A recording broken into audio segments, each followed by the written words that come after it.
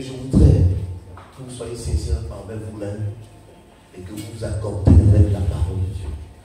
Parce qu'il n'y a pas d'autre porte de sortie que la parole de Dieu. Amen. Il ne pourra jamais avoir d'autre porte de sortie que la parole. Amen. Vous savez, que je vous le dise, que vous le comprenez, la malédiction ne vient pas de Satan. La malédiction n'a pas été introduite dans ce monde par le diable. Tout ce qu'on vit sur la terre ici, tout ce que vous vivez, tout ce qui se passe, toutes les choses que l'on vit, tout ce qui a comme un blocage, obstacle, qui se manifeste dans la vie de l'être humain aujourd'hui. Tout ce que nous vivons de mauvais à point à bout, un seul et unique nom, la malédiction.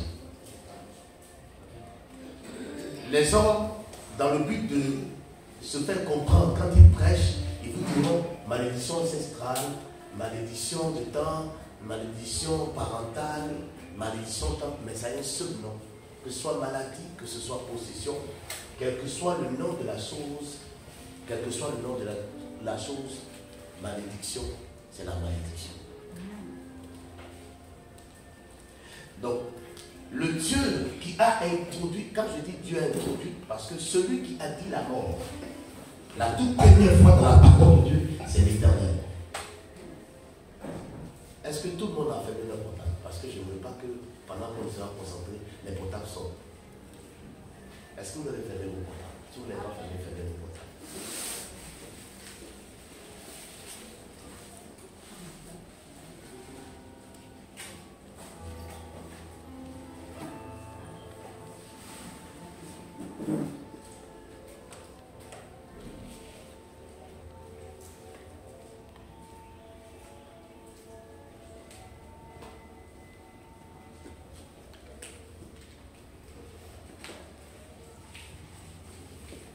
Ça n'a qu'un seul nom.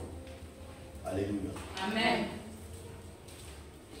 La première personne à avoir parlé de la mort dans la Bible, c'est Dieu. C'est lui qui a dit à Adam, le jour où tu mangeras de l'arbre de la connaissance du bien et du mal, tu mourras. Je voudrais qu'on prie ce matin. Et en même temps qu'on doit prier, tu t'assois, s'il te plaît. Tu t'assois. Pourquoi je suis en train de prêcher, vous asseyez tout, asseyez.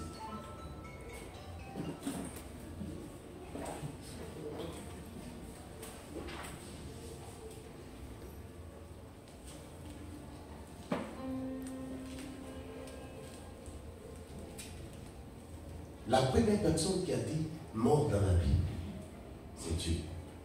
Quand il a dit à Adam, le jour où tu mangeras de l'arbre de la connaissance du bien et du mal, tu mourras. Ce que j'ai de meilleur, je vous le communiquer. Amen. Parce que je suis convaincu.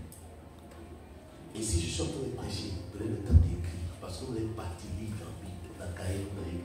Parce que vous allez me chercher, vous n'avez pas le temps. Donc, c'est comme je suis en train de vous donner un testament. Je vais mourir avec 120 ans, mais je suis en train de vous donner un testament. Qui va vous permettre, si on se croise pas, si on se voit plus, même si vous ne voyez plus, vous allez l'utiliser pour progresser.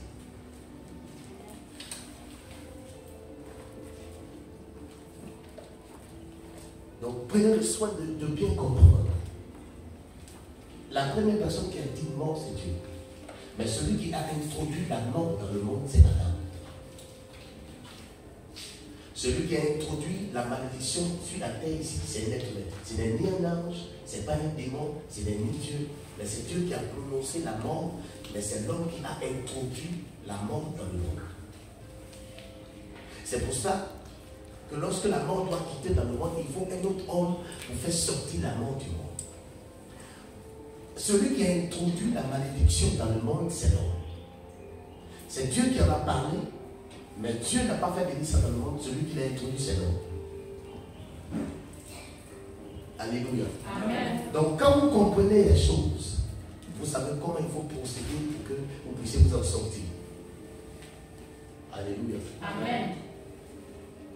Donc il faut comprendre bien la parole avant de chercher à s'en sortir. La Bible dit vous priez et vous n'avez pas de résultat parce que vous priez mal.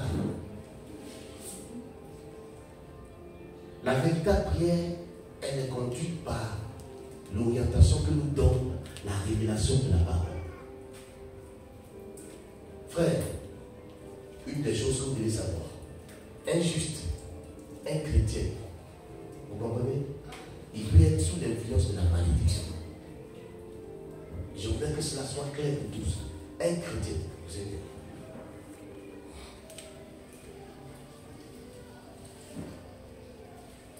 Je vais pas te mettre ça. Merci. Mets-toi sur le poteau. Voilà. Après, je mets jusqu'ici. Il faut que tu te devant les gens contents.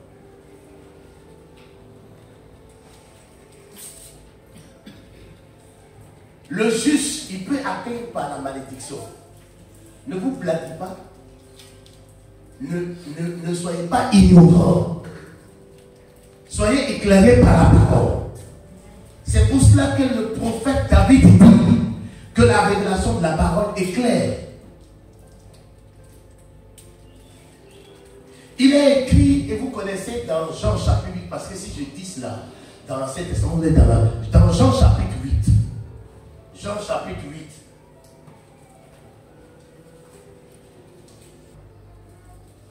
Vous êtes vraiment mes disciples. Vous êtes vraiment mes disciples. Vous connaîtrez la vérité. Vous connaîtrez la vérité. Et la vérité vous affranchira. Il lui répondit, nous sommes postérité d'Abraham. Et nous ne fûmes jamais esclaves. Il n'y a pas un autre micro qui parle bien. Il y a des points, il n'y a pas un autre micro.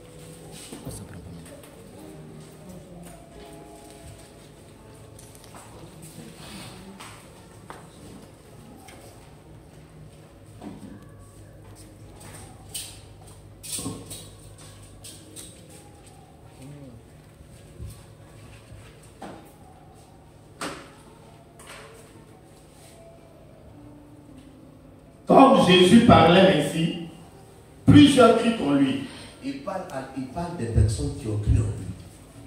Et il dit aux Juifs, Il dit aux Juifs qui ont cru en lui, donc ceux qui ont cru, les Juifs qui ont cru en Jésus-Christ, celui qui croit devient chrétien.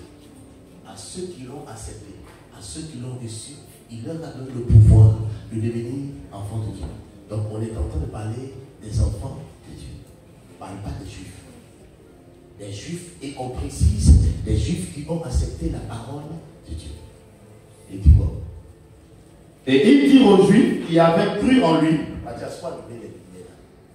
vérité vous affranchira. C'est tout simple. Ça veut dire que ceux qui ont accepté Jésus-Christ, dans leur état d'acceptation de Jésus-Christ, ils ne sont pas encore libres.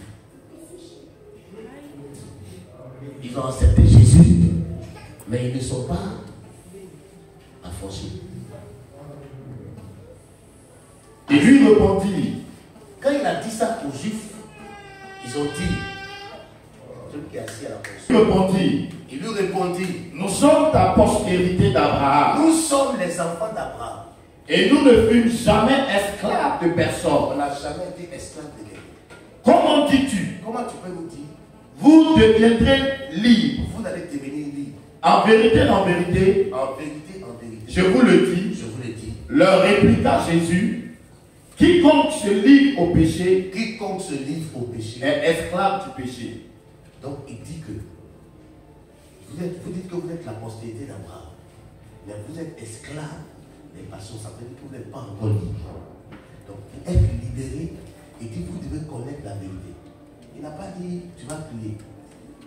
Je ne suis pas non plus en train de dire qu'on ne prie pas. Il ne dit pas tu vas gêner. Je ne suis pas non plus en train de dire qu'on ne gêne pas. Je veux que les choses soient très claires dans votre esprit parce que nous là, je vous dis, vous allez payer pour payer mon livre. Vous allez venir assister à la conférence, vous allez dire c'est mon frère, ici, on fait les séances. Une VIP qui est assis en haut là-bas, des vieilles filles, elles sont on prophétise. Donc il n'a pas dit qu'on ne jeûne pas. À quoi sert le jeûne et la prière? Quand tu es dans une situation, le jeûne et la prière, c'est ce qu'on appelle chercher Dieu. Aller dans la présence ou la situation que tu vis. Tu te disposes. C'est une disposition particulière qu'on prend. Ça, c'est le premier niveau. Deuxième niveau, c'est une vie qu'on mène. Donc, c'est notre vie. La vie chrétienne, la vie sauvée qu'on a reçue de Dieu.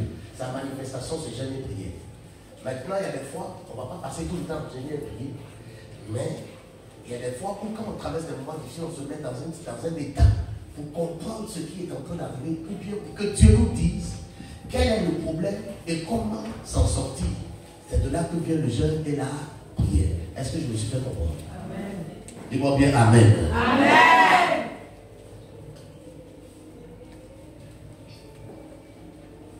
Donc, il ne dit pas que vous allez être délivré par le jeûne et la prière, mais le jeûne et la prière vous permettent d'avoir une révélation de ce qui est écrit. Pour que tu puisses la pratiquer. C'est pourquoi Jean 13, verset 17 dit, vous êtes heureux pourvu que vous les pratiquez. Si vous savez ces choses, vous êtes heureux pourvu que vous les pratiquez. Donc la délivrance ne vient que par la pratique de la révélation que tu as reçue de l'Éternel quand tu entres dans sa présence par rapport à une situation. Dis-moi bien Amen. Amen. Si ici là vous n'êtes pas béni, c'est que vous avez décidé de ne pas être béni. Parce que je vous aurais montré comment il faut faire. Donc, il faut dire qu'on connaît les gens qui ne vont jamais dans la présence de Dieu pour prier général, eux là, ils ne vont jamais avoir la révélation. Et puis s'ils n'ont pas la révélation, ils vont rester dans le problème. Pour les faut dire ton connaît. Tu vas tout à manger à dormir.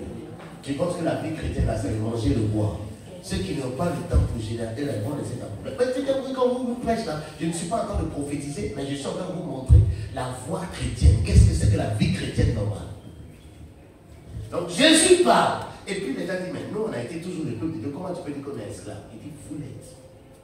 Parce que vous ne connaissez pas la vérité. Et c'est pour ça qu'il y a telle chose qui domine sur vous.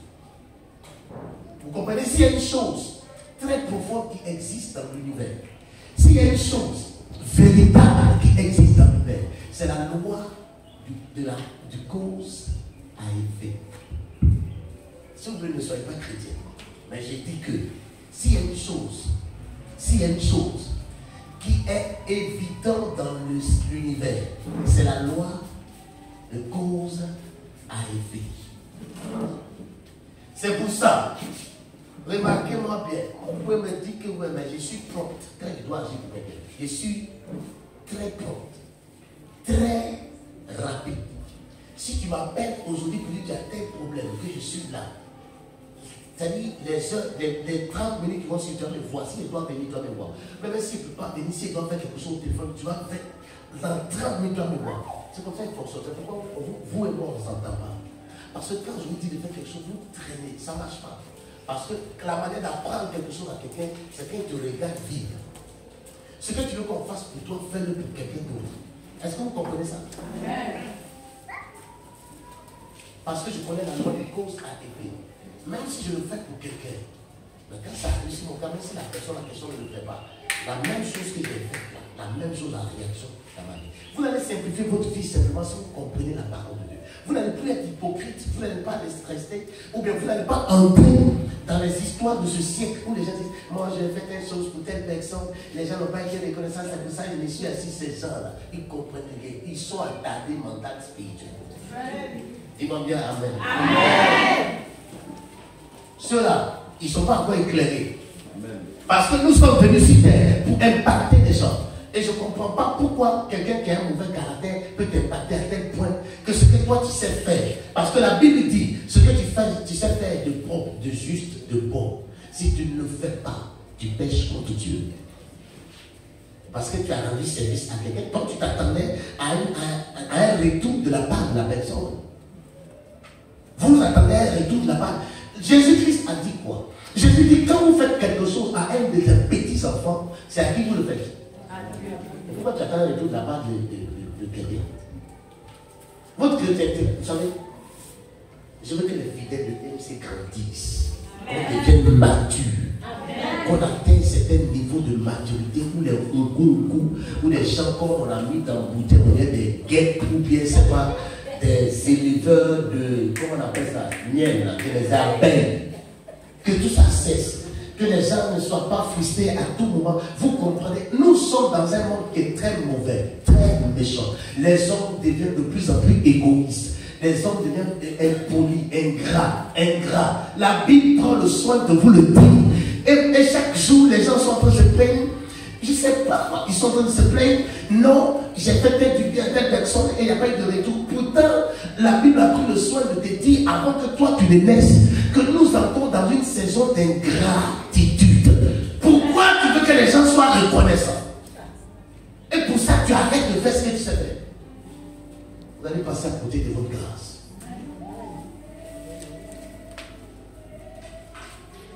Je vais vous donner un message que vous avez l'habitude d'entendre, un message standard. Quand vous écoutez un prédicateur, dès qu'il dit Alléluia, vous savez où la partie, c'est pas moi. Si ça ne se passe ici, frère, c'est que mon heure de partie au ciel est arrivée. Maintenant que je suis vivant, que je suis chaque jour, tu vas venir. Je te donne une telle profondeur que tu seras. Le gars là, il fait comment? Mon nom c'est bon.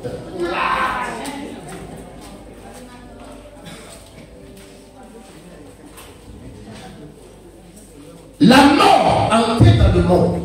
C'est Dieu qui a dit la mort pour la première fois. Et donc ce Dieu qui a dit la mort a prévu la méthodologie pour pouvoir s'en sortir. Et je vous ai dit que vous soyez chrétien, mais vous pouvez être influencé, vous pouvez subir une maladie. J'ai dit ça. J'ai dit ça. Dis à ton voisin, il faut dire tu es bien des chrétiens. Être chrétien, même bancard, être chrétien oiseau, c'est pas Karaoula. Pourquoi quand je pêche, vous la bouche, ça n'est pas. Vous restez toujours oiseau, papillon, tout. Alléluia. Amen. Je dis que le chrétien, il peut être sous malédiction. Ce que je suis en train de dire, je ne suis pas en train de présenter. Lis-moi Proverbe 11, verset 9. Proverbe 11, verset 9. Si vous comprenez la parole de Dieu, votre manière de vivre va changer. Votre mentalité change. Votre réflexion change. Votre façon de faire change. Proverbe 11, verset 9, il dit quoi? Proverbe 11, verset 9. Ouais, lunettes là, c'est pas mal. Tu enlèves les lunettes. C'est que tu fais lire. Non. Par sa bouche. Tu vois quand on dit écouter. Tu vois où je suis. Non, tu vois où tu vas. Tu as la base de tout ça. Proverbe 11, verset 9. Alors hier, je me suis mis en mouvement, donc je fais en classe aujourd'hui. Il y a dit quelqu'un a fait Proverbe 11, verset 9. Proverbe 11, verset 9. Oui. Par ses paroles, l'impie cause la ruine de son prochain. Par ses paroles, le méchant cause la ruine de son prochain. Celui qui est méchant, il peut détruire la vie de qui? De son prochain. Par quoi? Sa parole. Ça veut dire qu'il y a quelqu'un qui vous délaisse, qui peut détruire votre vie.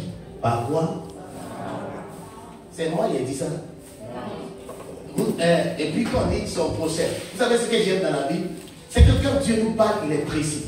Dis à ton voisin, il est précis. Il est précis. Il n'est pas comme nous, il parle de manière générale. Dieu peut parler de façon générale, mais ensuite il devient précis. Parce que c'est le Dieu de la précision. Et il dit quoi? Il dit, mais par leur science, les justes en sont préservés. Quels sont ceux que tu appelles les justes? Quels sont ceux que tu appelles les justes? Quels sont ceux que la Bible appelle justes? Hein? Donc vous ne savez pas ça? Donc il dit, l'impie, le méchant, qui détruit la vie des gens par la parole qui sort de ta bouche là. Le juste, il va s'en sortir comment? Par quoi? Par quoi? Quand on dit science, on dit connaissance. Et quand on dit connaissance, on dit révélation. Donc, par quoi le chrétien va s'en sortir? De quoi?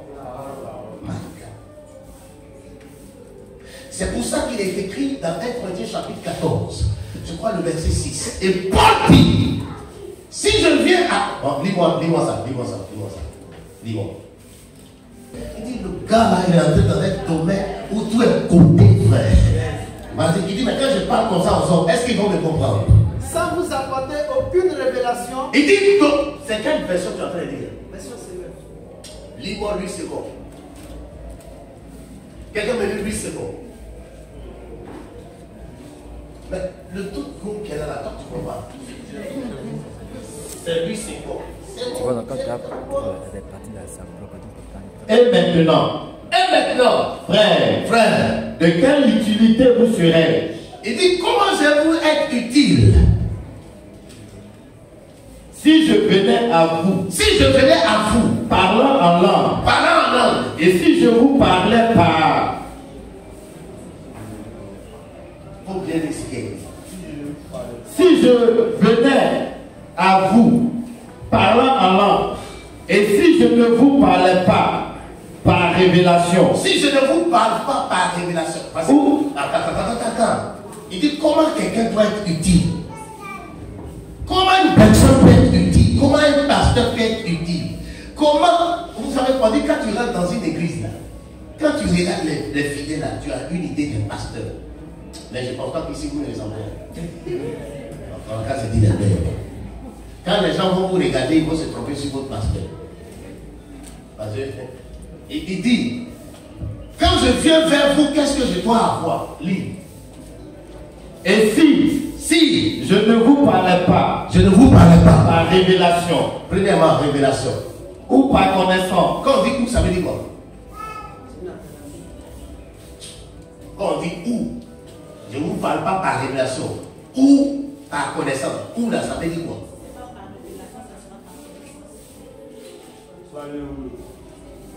Où là, c'est quoi? Dans ce contexte-là, où là, le petit truc, où là, ça ne devient pas?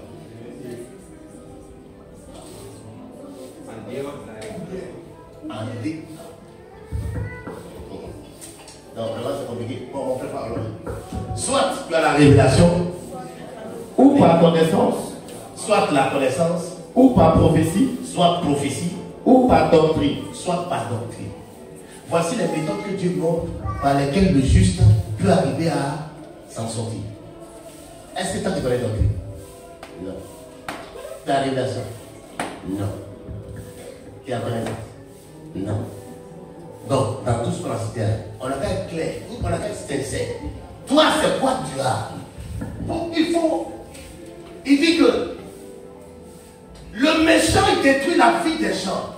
Mais, et quand Dieu dit, et les justes, ils s'en sortent par quoi? Par leur connaissance. Ça veut dire que tout, quand Dieu dit là, autrui là, même les chrétiens sont dedans. Donc, si la vie des chrétiens doit être détruite par un méchant, mais il dit que les chrétiens vont s'en sortir par leur connaissance. C'est pourquoi il dit mon peuple périt parce qu'il manque là. Pas parce qu'ils n'ont pas prié, pas parce qu'ils n'ont pas jeûné, mais parce qu'ils n'ont pas la révélation. Ils lisent un verset, ils n'ont pas la révélation de la verset. Donc, ils sont toujours et ils demeurent toujours dans leur problème. C'est pour ça qu'il vous dit, ouais, je peux venir chez vous à la maison. Je peux parler avec vous. Quand je vous parle, prenez le soin d'écouter. Je peux venir chez vous à la maison. Quand je viens chez vous à la maison, et puis je fais quelque chose, je parle par doctrine parce que c'est ce qui est déjà écrit. Là où je suis dangereux, c'est quand il y a un micro en main. Là où je suis dangereux, si tu veux, il ne faut même pas y mettre chez toi à la maison. Mais quand j'ai le micro en main, là où je tiens le micro, là, si tu es là ce jour, j'ai vu un jeune Congolais à l'église où j'étais pendant que j'étais en train de prêcher. C'était sa 8e fois de passer le concours ENA, cycle long. Il n'avait personne. Il s'appelle Ouattara. Il était assis dans la salle. J'ai prêché en 10 minutes. Ouattara a passé le concours de ENA. Il ne connaissait personne. Pendant que j'étais en train de prêcher, il a regardé, toi, tu as la tête. Quand le concours est sorti, son nom était puni. Le gars était saoulé, il a bu ce jour-là. Très saoulé. Et je venais à la maison, dans le temps, je ne vous parle pas de ci, je ne vous parle de ci, ici, là, au pont. Là. Mais avant ci, il y avait des arbres, des part et d'autres de la voie. Je parle. Ça, avant que le bateau ne puisse faire le tronçon, là. Il y avait des arbres qui étaient plantés là. Ceux qui connaissent bien les arbres. Laurent Manteau, là, il y avait des arbres là. Jusqu'à en haut, il y avait des arbres là. Le gars était saoulé avec. Je marchais le soir là. Je prenais de l'air et puis je venais à la maison. Il m'a arrêté la main et m'a dit, pasteur, j'ai écrit ton nom en lettres d'or dans ma vie. Parce que le jour où j'étais écouté, le matin, ce qui était ma vie a changé. J'ai le concours de là. Dernier cycle, c'est ma dernière fois. Je ne connais personne. Je suis sorti majeur de ma promotion. Je sais que ça ne vient nulle part. C'est ta foi que j'ai entendue. Quand je suis parti dormir, ça a apporté quelque chose. Vous êtes là tous les jours, vous entendez ma voix. Vous êtes là, vous entendez ma voix. Vous ne savez même pas ce que vous êtes en train d'entendre. Vous ne voulez pas me suivre. Vous ne voulez pas exécuter ce que je suis en train de vous dire. Il dit, si tu dois sortir entre nous, je vous parle. Je vous parle. Je veux que vous compreniez. Je veux que vous compreniez. Qu'est-ce que vous avez pour être sauvé de la malédiction? De la bouche de l'impie, de la bouche du sorcier. Qu'est-ce que vous avez? On dit révélation, on dit prophétie, on dit doctrine, on dit... C'est écrit, non? Vous avez quoi? Rien. Ça veut dire quoi? Vous allez prier. Vous allez chercher.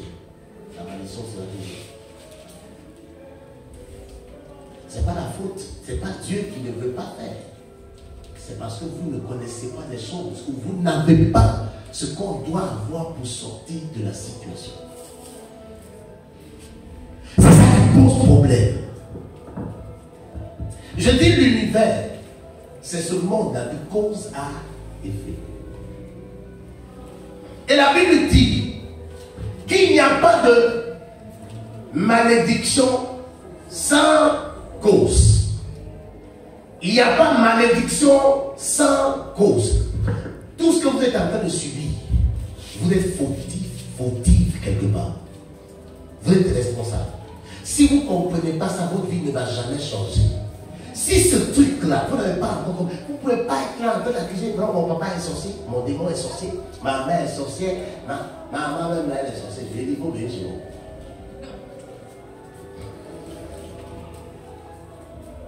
Ta sorcellerie là, tu es trop loin. Il y a quelqu'un qui a mangé jusqu'à Amman là-bas, au village en plus. Tu as fait sorcellerie sur quelqu'un qui a mangé. Tu vas prendre le temps pour payer, transformer le temps pour venir. Il dit, maman, il faut venir. Alors quand tu as mis dans la même maison, là tu ne peux pas t'avoir compris, tu peux aller vite.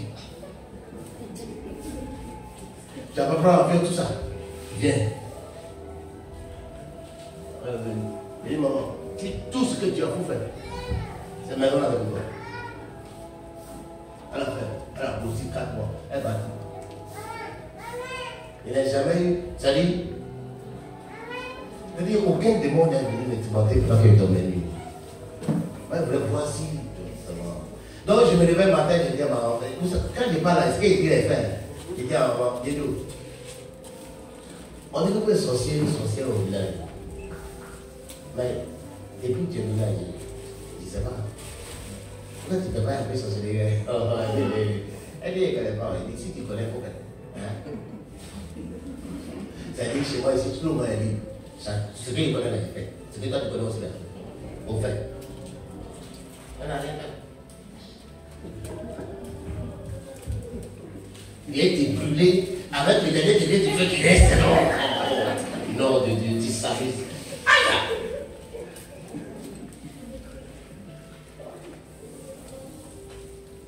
Il ne peut pas avoir de malédiction dans votre vie sans que vous ne soyez responsable. Je vous l'ai montré et je ne cesse de le répéter. J'ai l'impression que vous ne comprenez pas. C'est pour ça que je dis à quelqu'un maintenant, prends français courant. Français courant, quelle version française? Prends. Vous êtes tous là. Je veux qu'aujourd'hui, ça soit clair dans l'esprit de tout le monde. Français courant. Colossiens chapitre 2, verset 14. Et puis, on va prier.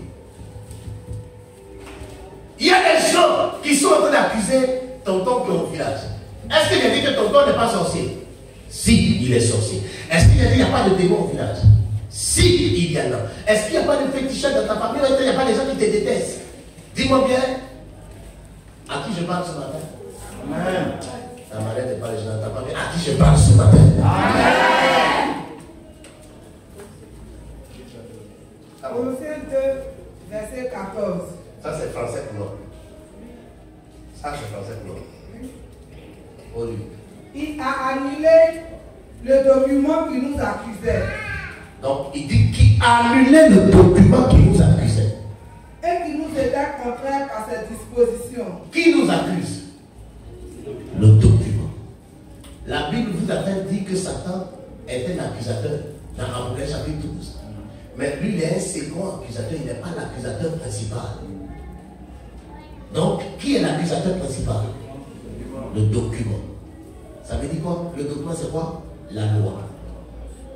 Je ne dis pas seulement la loi de la parole de Dieu, mais la loi, tout ce qui est comme loi. Loi juridique, loi naturelle, loi du village, tout ce qui est comme loi. Ce sont ces lois-là qui nous accusent. La première personne qui a été maudite dans la Bible a été maudite parce qu'elle n'a pas respecté une loi. Et quelle est cette loi? Dieu lui a dit, tu ne mangeras pas de l'arbre de la connaissance du bien et du mal. Le jour où tu en mangeras, tu mourras. C'est la première fois que la loi n'a pas été respectée et que la malédiction est entrée. Donc, qui a dit à Dieu que l'homme là a mangé fruit là? La loi. Ce n'est même pas Satan. Ce n'est pas un démon. C'est la loi que vous n'avez pas respectée, c'est lui qui parle contre vous. Est-ce que tout le monde me suit? Amen. Lis. Verset 15. C'est ainsi que Dieu a désarmé les autorités. Que Dieu a désarmé les autorités. Et pouvoirs spirituels. Et pouvoirs spirituels. Il les a donnés publiquement en spectacle. Il les a donnés publiquement en spectacle. En les amenant comme prisonniers. En les amenant comme prisonniers. Bon, donc ça veut dire que quand vous péchez, je vous explique le principe que vous comprenez. Quand tu désobéis à une loi, c'est la loi là qui va chercher un démon. Il dit à ce démon-là, viens appliquer les conséquences du fait qu'il m'a désobéi dans sa vie. Et puis le démon vient. C'est la loi qui décide ce qui doit arriver dans toi, ta vie. Ce n'est pas le démon qui agit, qui fait ce qu'il veut dans ta vie. C'est la loi qui lui dit ce qu'il doit faire dans ta vie. Et le démon lui vient, il exécute ce que la loi lui a dit de faire. Ah, écoutez, je vous donne un exemple pour que vous compreniez. Quand les gars de la PJ sont en train de poursuivre les braqueurs, et puis il y a un échange de tirs, qu'est-ce que les gens de la PJ doivent faire? Qu'est-ce qu'ils font généralement? Et quoi? Mais qu'est-ce qui arrive généralement? Ils abattent les braqueurs. Quand les gens de la PJ abattent les braqueurs, vous avez déjà vu aller en prison? Pourquoi? Pourquoi ils abattent les braqueurs? C'est la loi qui leur dit que quand tu entres, c'est la loi qui, c'est pas la loi qui autorise, c'est la loi qui leur dit de faire ça. Il y a des voleurs, on attrape et puis on ne les tue pas, non? Pourquoi on attrape les voleurs et puis on ne les tue pas? Et puis quand les braqueurs, il y a fait des avec eux, on les tue. C'est une autre loi qui dit qu'on attrape un voleur qui est comme ça, il faut l'envoyer au commis, ça n'a rien. Il y a l'autre loi qui dit que quand tu es en face de quelqu'un qui est en train de tirer, que tu es un homme, alors qu'est-ce que tu dois faire? On appelle ça quoi? Légitime défense. Donc ça veut dire que tu peux le tuer. C'est la loi qui décide de ce que tu dois faire. C'est la loi qui fait. Donc, par exemple, c'est la loi qui décide de faire ça. Ce n'est pas les policiers eux-mêmes qui décident d'agir de la sorte. C'est la loi qui les amène à agir comme ça. Maintenant, regardez ce qui se passe. Je l'explique, je ne cesse de l'expliquer. Vous êtes devenus chrétiens. Amen. Amen. Si tu es devenu chrétien, acclame le Seigneur. Donc, il ne faut pas prendre la caméra parce que c'est la fin de conserver la croix. Bien. Amen. Tu es devenu chrétien. Dans ton village, qu'est-ce qu'on mange là-bas? Totem du village, c'est quoi? Élisée. D'autres disent celui. Et d'autres disent quoi? Cabri. Serpent. Quoi ça? Poulet. Poulet. Sauce longueur. C'est vous, on ne mange pas ça. Mais ça dit si nous, on était bon. Pour toi, on ne mange pas poulet. Oui. On ne mange pas cabri. Gazelle. Escargot. Serpent. Comment? Papaye. Comment dire, chacun son truc. Vous savez, chez nous, dans notre village, Kabyle n'entre pas. Le vrai totem de tout le village, c'est Kabyle. Donc, on peut tout éliminer, mais Kabyle n'entre pas dans le village. Et ça, c'est un. Deuxièmement, il y a une rivière. J'allais dire, un petit fleuve façon.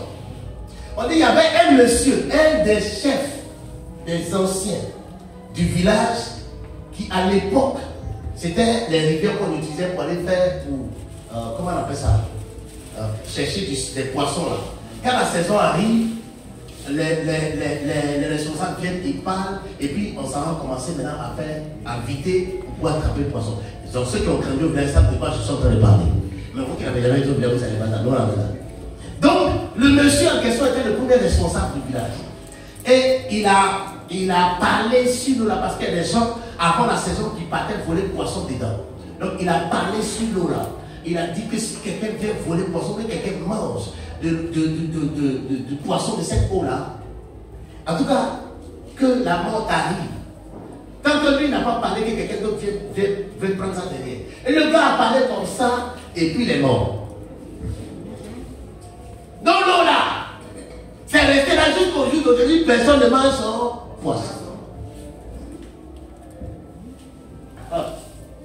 Oh, c'est relié à un fleuve. Le fleuve là, je ne sais pas si on a dit au poisson là, que l'eau qui est là-bas là, les gens ne mangent pas son poisson. On dirait que tous les poissons du fleuve là sont quittés dans le fleuve là pour venir dans la rivière. Donc on est en train de partir au champ, tu vois des gros suivis de ces capes là. C'est là, et puis on verse nourriture, on mange. Frère, j'ai grandi au village jusqu'à ce que j'ai CP au village. Je suis allé à Dano. On nous a affectés. Est-ce que je veux parler à on nous a affectés à Boisson. À Boisson, j'ai croisé Jésus. Quand j'arrive, mon oncle me dit, j'ai t'envoyé au village, parce qu'ils sont en train de construire au village, pas vite, on a besoin de l'argent pour que les maisons sont terminées, parce qu'on doit aller en vacances cette année, il faut partir vite, tu vois. Et je suis arrivé, nouveau chrétien zélé. Je sais où on doit gagner poisson. Hein? Donc, il y a un endroit où on va. Là-bas, là, on pêche pas, tu vas être filé. Donc, j'ai payé filé. De toute façon, on fait comme ça dans le lac. J'ai dit à mon papa, je m'en vais à la pêche. Dans le fleuve, tout le monde sait que nous tous on pêche dans le marigot. Moi, je suis allé dans la rivière. Je suis arrêté là. Les poissons, on met dans mon sac. J'ai traîné un peu, j'ai fait 2 heures du temps en plus là-bas. Je suis venu avec beaucoup de poissons. Je dis, et toi, tu fais quoi pour prendre poisson comme nous, on est des chrétiens. Poisson, on l'appelle. Qui sait que c'est poisson de l'eau? C'est moi, je sais. Frère, écoutez-moi bien. Les gens ont mangé poisson. Tout le monde mange poisson. Rien ne les arrive. Moi, quand je mange à chaque fois, je sens qu'il y a quelque chose qui reste dans ma gorge qui ne descend pas. Donc, personne ne m'a vu. Je n'ai pas aussi dit à quelqu'un, et jusqu'au jour où je n'ai jamais dit à quelqu'un que je suis allé pêcher là-bas. Comment ça se fait que le truc là, ça ne passe pas bien dans ma gorge? À Loire, qui dit qu'il ne faut pas manger là. Moi, je suis allé manger. Mais je n'ai pas pris le temps de détruire la loi là d'abord. C'est la loi qui me crée problème. C'est-à-dire, par exemple, vous savez aujourd'hui là, il y a des gens qui sont devenus chrétiens. Leur chrétienté bizarre, bancale. Vous savez, moi, je suis équilibré. On tasse des fêtes de génération de sorcellerie. C'est faux. Et puis c'est vrai. Fête de génération, dans l'histoire des peuples, quand on dit fête d'ignan, fête de temps, fête de quoi, fête de ceci. Ces rites-là existent chez tous les peuples. Chez les Yagba, il y a ce qu'on appelle la circoncision. Des hommes, ça existe. Et c'est là-bas qu'on vous apprend les choses de la vie. Donc, c'est des lois qui sont établies pour faire quoi? Pour organiser la société. Ce n'était pas sorcellerie. Mais au fur et à mesure que des gens qui sont des responsables changent, il y a des personnes qui sont responsables, mais qui sont sorciers et qui viennent. Mais la chose en elle-même n'était pas sorcellerie. Frère, on dit fin de génération. Toi, tu dis que tu es devenu chrétien. Je m'en fous de vos générations. Les gars, les enfants font des générations, tu ne vas pas. Tu n'es pas parti, tu n'as rien fait. Mais quand on fait des générations, toi, tu n'es pas parti, là, tu as un problème. Pourquoi tu as un problème? Parce que tu dis que tu es chrétien, tu n'es pas allé d'accord. Mais non plus, tu n'as pas détruit la loi là. La loi qui te lie à cette génération. En fait, le vrai problème, c'est la loi qui vous lie à ça. Tant que la loi la vit, jeune, prie, il aura toujours un démon pour te traumatiser. Parce que la délivrance, ce n'est pas le fait de chasser des démons, dit sors, il s'en va. Mais il y a un esprit là. L'esprit que tu as chassé là, c'est une loi qu'il a envoyée. Est-ce que cette loi-là, tu l'as détruite?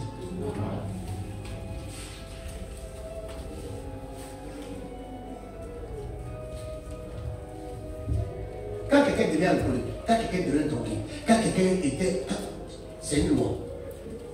On devrait prier pour toi que ce soit délivré de l'alcoolisme. C'est la loi là qu'il faut détruire. Tant que tu n'as pas détruit cette loi-là, il y a un démon qui va toujours venir et puis tu continues toujours de boire. Donc, par exemple, quand vous regardez vos enfants comme ça, qui sont en train de boire, qui sont alcooliques, qui boivent qui fument la cigarette, vos maris, vous voulez qu'ils soient délivrés. Vous ne passez pas le temps à chasser des démons dans leur vie. Il y a une loi qui le lie à l'alcool. Il y a une loi qui le lie à la cigarette. Il y a une loi qui le lie à ça. Il y a une loi. Donc, c'est à quoi il faut s'attaquer. Ça veut dire que vous avez beau prier, jeûner, tant que la loi là existe. Donc tout ce qui arrive dans la vie de quelqu'un, c'est parce qu'il a désobéi à une loi. Et Dieu dit pour que la personne soit délivrée, premièrement, il faut que la personne le reconnaisse. Il faut que tu saches que toi tu es foutu. Mais à quel moment les gens, vous savez, quand les trucs sont en train de se passer là, quand les gens sont en train de vivre des moments difficiles là, tout le monde est en train de dire quoi? C'est la sorcière. Je n'ai pas dit que la sorcière n'existe pas. Mais on dit, c'est mon tonton là, c'est ma tante là, qui pratique la sorcellerie là.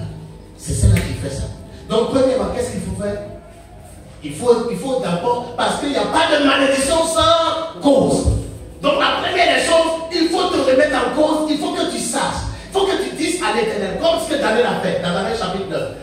Père, on a péché, on n'a pas respecté les lois, c'est pourquoi on est en train de vivre comme ça.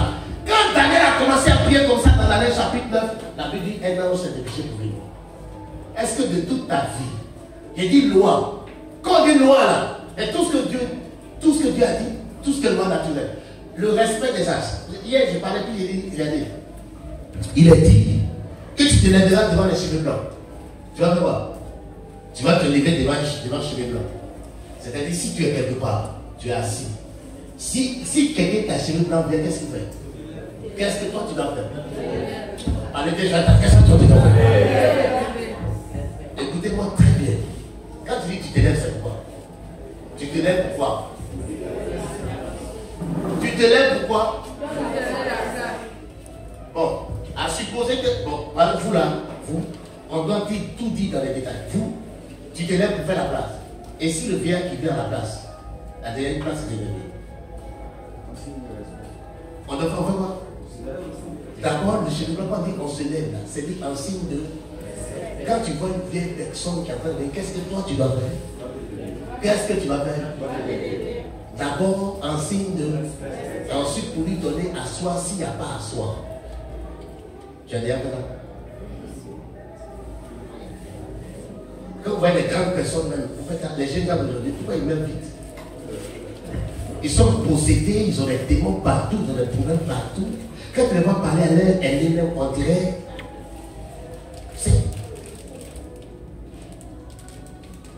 Comment ils ne vont pas avoir des problèmes? Quand tu vois les gens même parler à leurs propres parents, pendant que Dieu dit honore ton père et ta mère, et tu vas vivre longtemps. Quand tu vois des enfants même tenir tête, parler d'égal à égal, c'est une malédiction qui ne dit pas son nom. Quand ton papa ou ta maman te dit assieds-toi, que tu ne t'assois pas, c'est ce gros truc-là. Maman n'a jamais dit ou papa n'a jamais dit sois maudit. Mais le fait qu'il a dit passe ici et puis qu'il n'est pas. Vous là, vous devez comprendre plutôt. Il dit vous devez voir. Vous devez voir. Donc elle a dit pas ici. Et puis qu'il n'est pas parti. Qu'est-ce qui t'est arrivé? Qu'est-ce qui t'est arrivé? Bon, pose la question. Depuis toi, tu es né jusqu'aujourd'hui, il y a combien de rembats sur ta tête? Vous soulevez bataille, vous allez à l'église de prophète Adam. Alors que toi, tu es là, tu dois être là. Là, on va prier. Bon, c'est vrai. Maintenant, je pose la question. Je vais parler François. Bonne arrivée, madame. Donc, si tu es intéressé, ça ne va pas. Ça va? Tu te connais? Quand ça? Ah non, ah, je viens un peu. C'est ça que tu es malade là.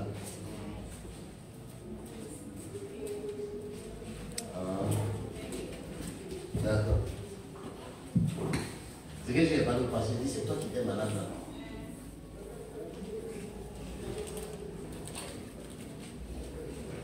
Ensuite, tu continues de me dire quelque chose de ton présent, si ça c'est aujourd'hui, c'est ton problème.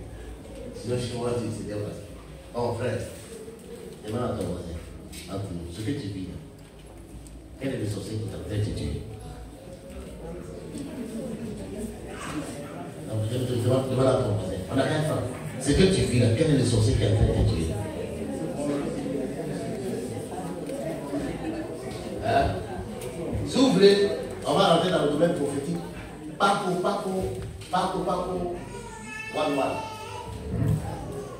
Moi, je suis prêt. Dis-moi. Je monte.